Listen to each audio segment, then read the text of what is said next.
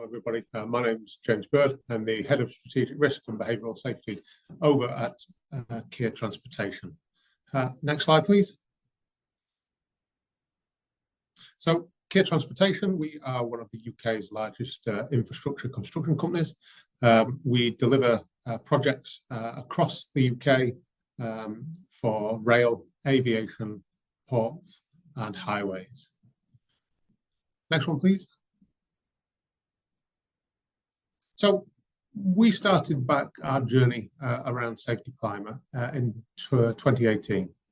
And we used to be focused purely on accident frequency rates. So that was what we benchmarked our safety performance on. And the honest answer is, looking back now at a number such as 0.03, what does it actually mean? What does it mean to anyone? It's a small amount of light and a huge amount of darkness. We were challenged by our board to go and see what we can do differently, because there was so much going on our sites, millions of man hours every year, and we really didn't know how well we were performing as an organisation. Next slide, please, Carl.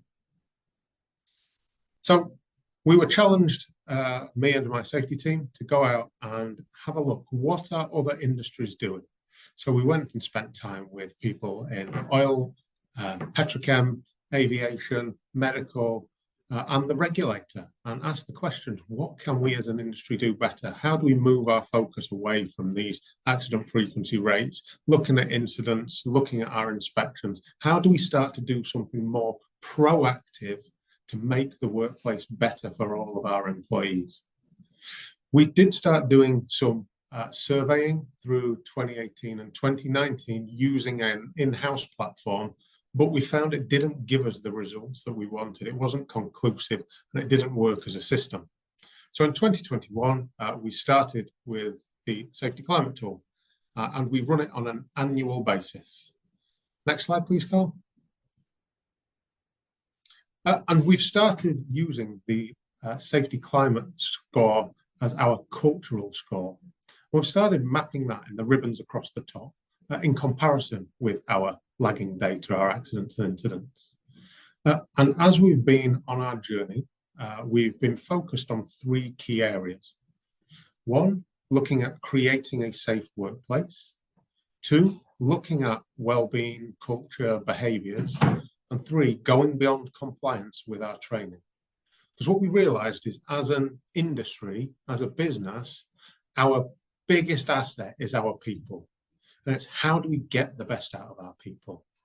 Yes, we want people to have core behaviours, but the way that we put them to work, the equipment that we give them, the relationships that they have in the organisation, the methodologies that we use, these all affect how our people go to work and whether they have a successful or an unsuccessful day at work.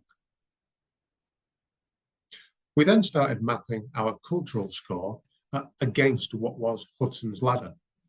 So as you can see across the bottom, we did have 5 steps to improvement.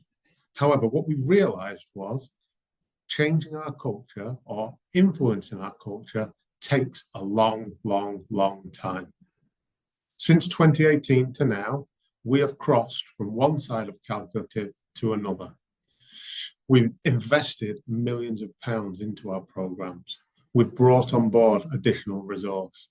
It does take the buy-in of the senior leadership team to really start to make a change within a business. That said, the work that we've done around improving our culture, around improving our systems, our processes, our equipment, our training offering, that is now starting to impact other factors such as customer service, work winning, and ultimately our financial targets, because as an organisation, we're here to make money. Next slide, please. So the methodology that we used for rolling out our surveys, we start and we run them through the month of June. Ahead of that, we have pre-survey promotions. So we email out to all our email users. We have an internal mail system called Your Care, and we post regular articles. And we start with posters around the depots for the offline population. When we launch our surveys, there is within the system the ability to send out email links and QR codes. So where we can, we will email directly to a user a link for them to complete the survey online. Where users have devices, we push links direct to devices, but for our offline population, we tend to have a stand down, offer the guys a bacon butty, sit them down with the supervisor's IT equipment and get them to fill the survey in while they're having a bacon butty and a cup of coffee in the morning.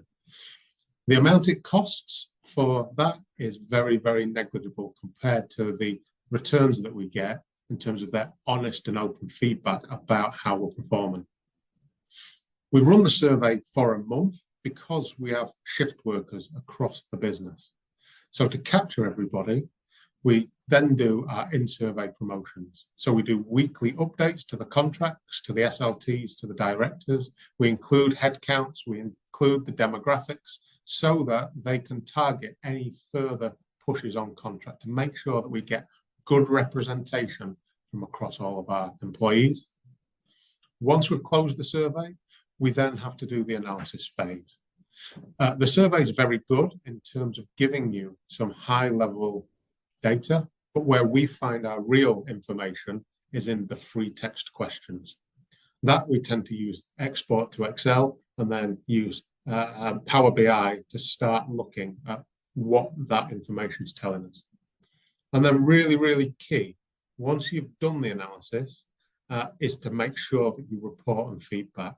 So that starts with a report and a presentation to our senior leadership team, then to the directors and managers, then to the top 500 on a business call, and then using the contract communications teams to get that feedback back to those that took their time to be honest and tell us how well we're performing. Next slide, please.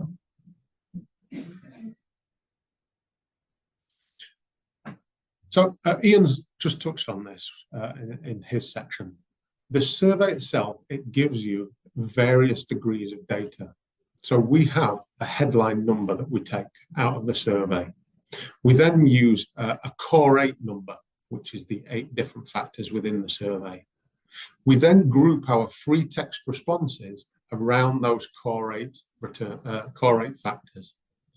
From there, because as an organisation we have limited resources, we then go out and we do focus groups with the top 3 of those core 8 responses. And we do that across a sample selection of people within the organisation at different levels.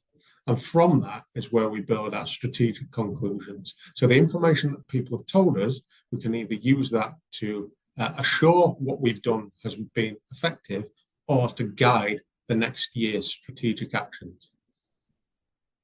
Next slide, please. So the headline numbers that we collect at business level, at transportation. We collect the return number, the R number, our single number, so that's the highest number of those 8 core factors. And then we do an average number. So all the 8 factors, what's the average number? As you can see there, we have improved year on year. We also break it down between the different business units within the transportation business so that we can see where we can learn lessons or support individual areas of the business. Next slide, please. To help with managing returns while the survey is running, we also track our headcount number, so that's the top grey number, and then the green bar shows progression of returns against for each of the contracts. And again, that helps us supporting those contracts to make sure that we get a fair number of responses back. Next slide, please. We also track the demographics for the business and across at individual contract level, again, to make sure that each user group across the business is represented. It's really, really important that we get diverse views. And generally what we find is everything at the top level tends to be quite positive. Things at the lower level, at the frontline level, tend to be quite positive. But we then seem to get a bit of a belly dip around middle management layer. So it's really important because they've all got different perspectives of how well we're managing within the organization. Next slide, please, Carl.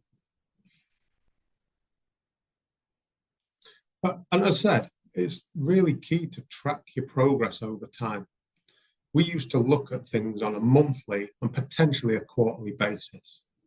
There isn't enough data points in that time period for us to effectively track. So we were looking at individual events, when actually we want to be seeing the whole picture across a spread of time.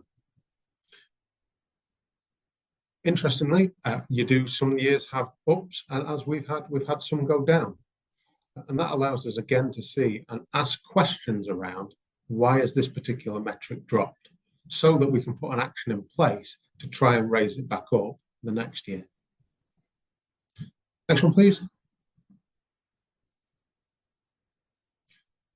We then balance off positive and negative results, and we try and correlate and group our data, because without that correlation and grouping, you end up with 1,000 different things to look at.